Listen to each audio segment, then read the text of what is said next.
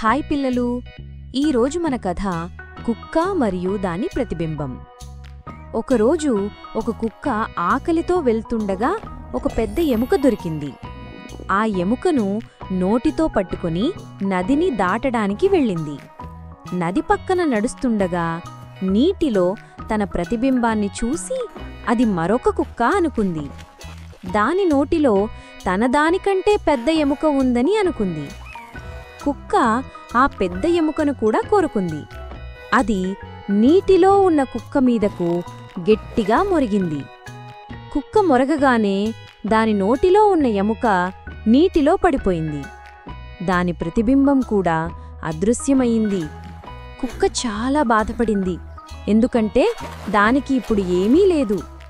తన అత్యాశ వల్ల ఉన్నదానిని కూడా పోగొట్టుకుంది.